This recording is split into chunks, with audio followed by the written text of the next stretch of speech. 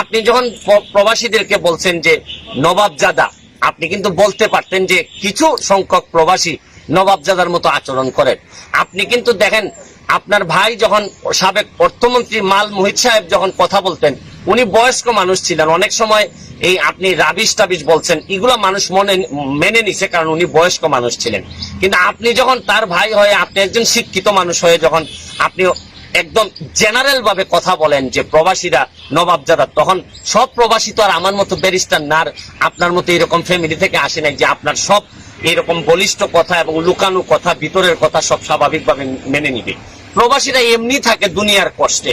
প্রবাসীরা যেখানে নিজের দেশের বাইরে থেকে মানুষ একটু সম্মান আশা করে, মানুষ একটু সম্মানের সাথে কথা আশা করে। আপনি যখন বলেন যে প্রবাসীরা আসতে পারে, আপনি বিভিন্ন কথা বলছেন যে লাখের লাখ মানুষ আসবে। আপনি বলতে পারতেন যে আমাদের আইন বিচার ব্যবস্থার অবনতি ঘটতে পারে, আমাদের এই ধরনের সিচুয়েশনের অবনতি ঘটতে পারে। আপনি কিভাবে বলেন যে প্রবাসীরা এইভাবে আসলে এত মানুষ বেড়ে যাবে, চাকরি থাকবে না, আর শেষে একটা কথা লাগাই দিলেন, দিয়ে বললেন যে আমাদের চুরি চামারি বেড়ে যাবে। তো এর মানে কি? আমার মতো ব্যারিস্টার না হইলে বা আপনার মতো এরকম ব্যাকগ্রাউন্ডের একজন জ্ঞানী লোক না হইলে, সাধারণ মানুষ যদি সাধারণভাবে বুঝে, তাহলে মানুষ বুঝে ফেলতে পারে যে প্রবাসীরা চোর, প্রবাসীরা আসলেই এই দেশে চুরি হবে। তাইলে এই প্রবাসীদের কি সম্মানটা আপনি দিলেন?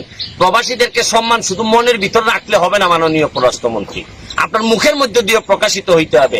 আপনি খেয়াল করে দেখছেন, আপনি প্রতিবারই 1 মিনিটের একটা বক্তব্য দেন, এইটা বোঝানোর জন্য আবার 5 মিনিটের আবার আরেকটা বক্তব্য দিয়ে বলতে হয় যে না আমি এইটা বলি নাই, আমি এইটা বলি নাই। তা আপনি মাননীয় পররাষ্ট্রমন্ত্রী হয়ে, বাংলাদেশের মুখপাত্র হয়ে যদি আপনার প্রতিটা বক্তব্যই যদি আপনাকে এক্সপ্লেন করে বুঝাইতে হয়, তাহলে এই পদের যোগ্য আমি মনে করি যে আপনি না মাননীয় পররাষ্ট্রমন্ত্রী। বরং আপনি আরো ভালো কোনো পদ যদি থাকে, আমি মাননীয় প্রাইম মিনিস্টারকে বলবো যে উনারে আরো বড় যদি ভালো কোনো পদ থাকে, যেখানে সব মনে করেন যে সৈয়দ বংশের লোকজন থাকে, খুব ব্রাহ্মণ সম্প্রদায়ের লোকজন থাকে, ওই জায়গার দায়িত্বে ওনারে দিয়ে দেন। কিন্তু সাধারণ মানুষ, নির্যাতিত নিপীড়িত মানুষের নেতা হিসেবে আমি মাননীয় পররাষ্ট্রমন্ত্রীকে বলবো যে